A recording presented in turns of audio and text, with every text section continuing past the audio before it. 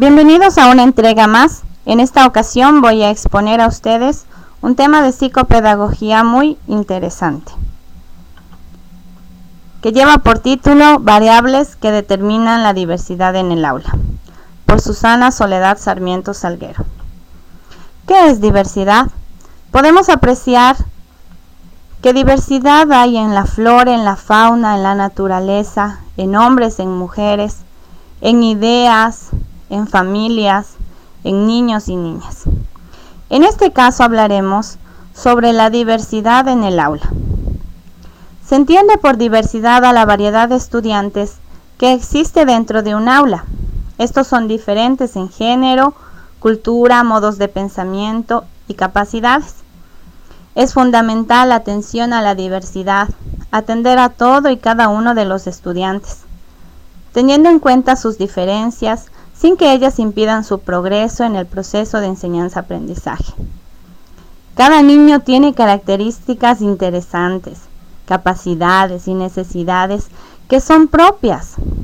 Por eso nos sentimos identificados con ellos y compartimos aún sus intereses.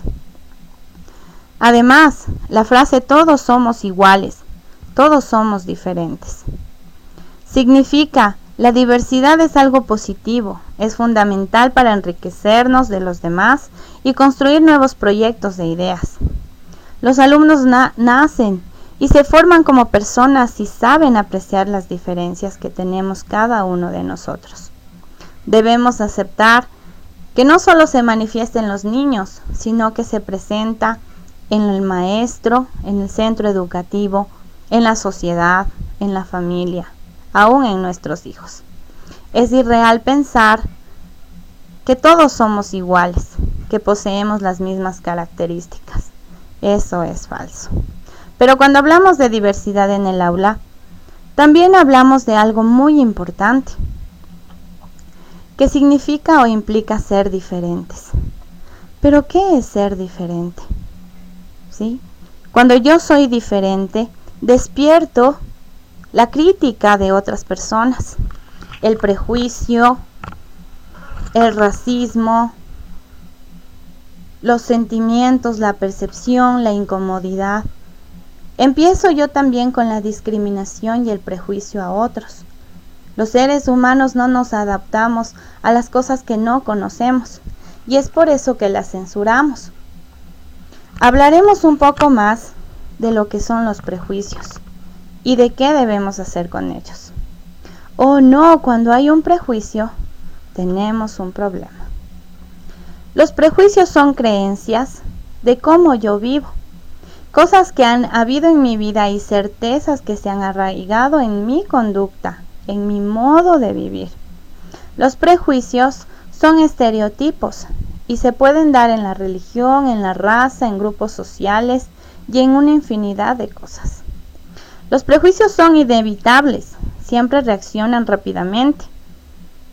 Debemos tomar en cuenta y conciencia que por medio de la autocrítica y conocimiento de nosotros mismos, vamos a ir mejorando. Además, si hacemos o miramos más detenidamente los componentes de nuestra actitud, vamos a saber que estereotipos, más prejuicios, más discriminación, nos trae un problema social. Los estereotipos como conjunto de creencias es una idea que yo tengo y que está arraigada en mí. Eso me hace emitir un prejuicio, que es una evaluación negativa de un sujeto, y me hace llegar a la discriminación, que es una conducta negativa hacia otra persona. Debemos totalmente desarraigar estos prejuicios para que podamos entrar en la multiculturalidad, que significa multidiverso, cultura, valores, creencias. Pero ¿cómo empiezo? Con el yo cambio. Yo puedo. Todo empieza desde mí. El poder ampliar mi mente para cambiar las ideas que yo tengo y que no están bien. Así podré llegar a una pedagogía intercultural, educación multicultural. La pedagogía multicultural como docente Es la reflexión sobre la práctica pedagógica, sobre la práctica educativa. Sitúa las diferencias culturales en el foco de dicha reflexión sobre la educación. Se propone partir de estas premisas para configurar un enfoque que analice las diferencias humanas en educación. La educación multicultural recomienda 5 dimensiones muy importantes que asocian cultura escolar y social, la integración de contenidos, la construcción de conocimientos, la pedagogía de equidad y la reducción de prejuicios, que es de lo que hablábamos anteriormente. Esto hace también que aprendamos a vivir en una diversidad y valores, en un pluralismo y relativismo. Cuando yo entiendo esto, puedo traer a colación la diversidad y valores, el pluralismo y el relativismo. Vamos a ver en esta ocasión 2 de ellos. El pluralismo es un hecho que implica la existencia real de sujetos diferentes en las sociedades y en las instituciones que forman parte de ella. Sus elementos son los que determinan la existencia de grupos, que se caracterizan por una relativa homogeneidad interna con un mayor o menor sentido de pertenencia y una diferencia respecto de otros grupos. En cambio, el relativismo sostiene y significa que todo vale y hay que aceptarlo todo, que los puntos de vista no tienen verdad ni validez universal, sino solo una validez subjetiva y relativa a los diferentes marcos de referencia. Miren, educación en valores es lo que hoy en día nos hace falta. Según Lucía Díaz, la tolerancia a la diversidad se fundamenta en una determinada convicción moral que pretende tener validez universal. Debemos apuntar hacia eso. Somos libres, la condición humana es libre. Es por eso que debemos nosotros asociar a criterios morales imprescindibles que no son negociables, demasiado importantes. Además, hoy en día se maneja mucho este tema, la orientación sexual. Suele definirse como el comportamiento de cada individuo como hombre o mujer, y la orientación sexual, el objeto hacia el cual se dirige el impulso sexual, está determinado por el deseo natural, tanto físico como amoroso, erótico, hacia otras personas. En orientaciones sexuales encontramos bisexuales, heterosexuales, homosexuales, transexuales. Como educando, ¿sí?, orientamos a la sexualidad, a la identidad de género en las aulas.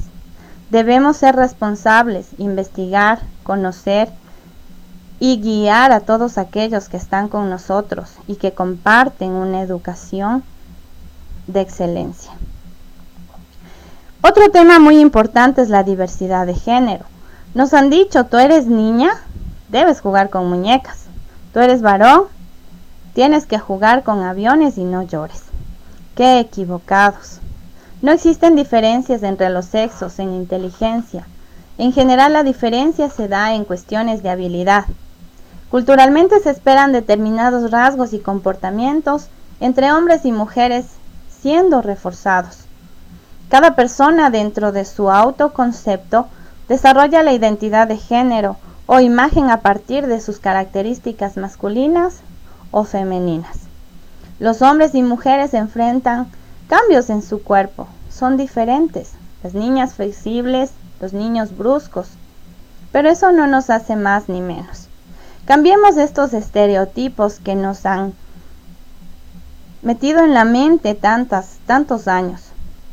Cambiemos todo esto que ha ocasionado el machismo, el feminismo, el sexismo. Entendamos que somos todos una cultura, que somos diversos y que somos también diferentes. Aceptémoslo y vivamos de acuerdo a nuestros valores y principios. Gracias.